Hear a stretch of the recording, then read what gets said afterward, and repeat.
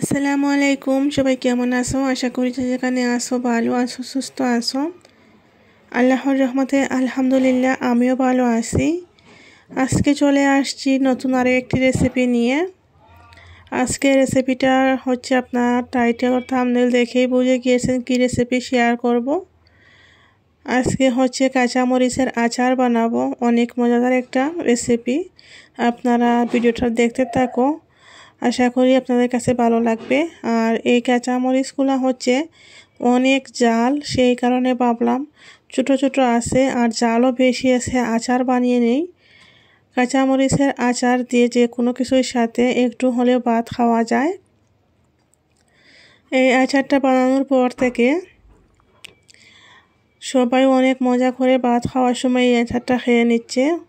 একটা মরিচ হলেই সবাই ভাগাভাগি করে খাওয়া যাচ্ছে, এত পরিমাণের জাল। আর আমার মনে হয় ডালের সাথে এরকম জাল জাল কাঁচামরিচের আচার থাকলে আর কোনো কিছুই লাগবে না।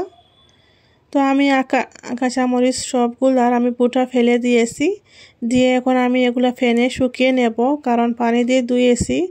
এগুলো থেকে সব পানিগুলো শুকিয়ে নেব।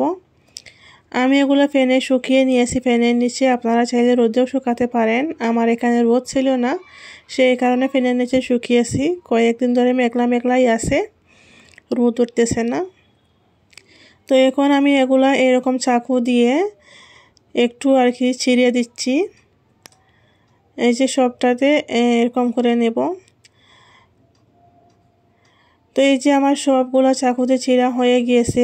আর আমি মরিচের সামনের যেই অংশ থাকে সেই মুখের সাইড দিয়ে একটু কেটেও ফেলে দিয়েছি, যাতে মশলা ভালো করে ঢুকে, সেই কারণে আমি এভাবে ছিঁড়ে নিয়েছি মরিচগুলো। আর এই মরিচের আচার আপনারা রোদে শুকানোর ঝামেলা ছাড়াই 2-3 মাস রেখে খেতে পারবেন, খারাপ হবে না। এই যে দেখো, মরিচের মুখের দিক দিয়ে একটু একটু কেটে ফেলে দিয়েছি। মরিচের আচার বানানোর জন্য এখানে আমি মশলা নিয়েছি, শুকনা মশলাগুলা। এখানে জিরা নিয়েছি, তারপরে হচ্ছে এটা সরিষা নিয়েছি, অনেকে রাইও বলে থাকেন। আর এই যে এখানে মেথি নিয়েছি, আর এখানে ধনিয়ার বিচিটা নিয়েছি, আর এখানে মৌরি নিয়েছি। সব কিছু পরিমাণ মতো নিয়েছি, আপনারা যতটুকু বানাবেন সেই অনুযায়ী মশলাগুলো বানাবেন। আর 3টা লাল মরিচ নিয়েছি। এখন সব মশলাগুলো আমি কড়াইতে দিয়ে ভেজে নেব। আপনারা চাইলে গোলমরিচ ব্যবহার করতে পারেন এখানে, তো আমি গোলমরিচের বদলে গোলমরিচের পাউডার ব্যবহার করব। এগুলোর যখন কালার একটু লালটি লালটি হবে, এই যে কালারটা চেঞ্জ হয়ে গিয়েছে, এখন আমি এগুলো ঠান্ডা করে নেব। নামিয়ে ঠান্ডা হওয়ার পরে ব্লেন্ডারে ব্লেন্ড করে নেব। আর যাদের কাছে ব্লেন্ডার নেই তো তারা শিলপাটায় বেটে করতে পারেন এই মশলাটা। এখন হচ্ছে কাঁচামরিচের সিজন বলতেই পারো, সবজির সিজন। এখন সব রকমের সবজি পাওয়া যায় এই সিজনে, তো কাঁচামরিচও সব জায়গায় অ্যাভেলেবল থাকে, সেই কারণে ভাবলাম এই রেসিপিটা শেয়ার করি, আপনাদের হয়তো একটু হলে ভালো লাগবে।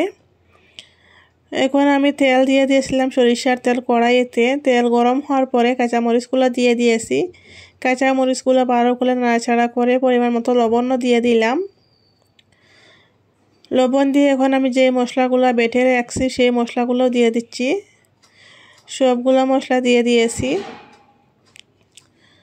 সবগুলো মশলা দিয়ে আমি 5 মিনিট পর্যন্ত চামচ দিয়ে ভালো করে নাড়াচাড়া করে নিচ্ছি, কারণ ভালো করে মশলাগুলো ঢুকতে হবে মরিচের ভিতরে।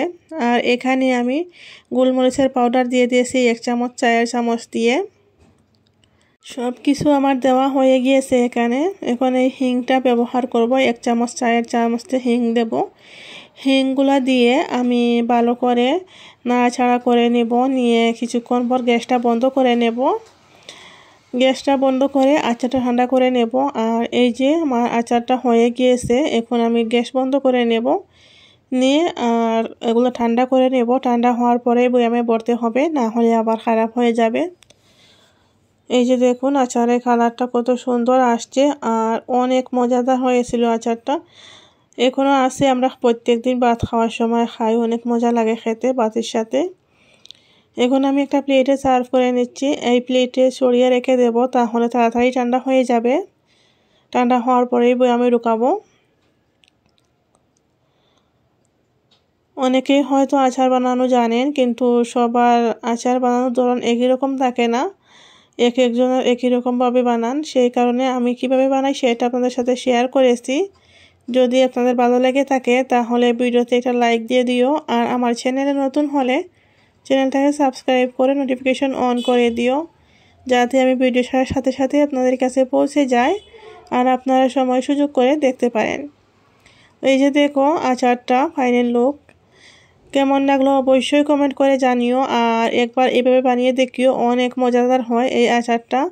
এখন তো আমি মনে করতেছি হয়তো সবার ঘরে কাঁচামরিচ থাকবে অ্যাভেলেবল। তো এখন আমি একটা বয়ামে ভরে নিচ্ছি, আর আপনারা চাইলে কাচের বয়ামে ভরে রাখবেন, তাহলে আরও বেশি ভালো হয়, বেশি দিন তাকে খারাপ হয় না। আমার কাছে কাচের জার ছিল না, সেই কারণে আমি প্লাস্টিকের একটা জারে ভরে নিচ্ছি। এই যে দেখো পুরোটাই ভরে নিয়েছি। এখন আমি এটাতে ভিনেগার দেব। আমি আগে ভিনেগার ইউজ করিনি, যখন বয়ামে আচারটা রেখে দিয়েছি তখনই ভিনেগার ইউজ করব। আমি এখানে চামচ দিয়ে 3 চামচ দেব। সব মিলে 1 কাপের মতো আমি ভিনেগার ইউজ করেছি এখানে। ভিনেগারটা দিলে আচার তাড়াতাড়ি খারাপ হয় না। আর এই যে দেখেন আচারের ফাইনাল লুক, কতটা লোভনীয় লাগতেছে আপনারা হয়তো দেখেই বুঝতে পারতেছেন। ভিডিওটা যদি আপনাদের কাছে ভালো লাগে তাহলে একটু শেয়ার করে দেবেন।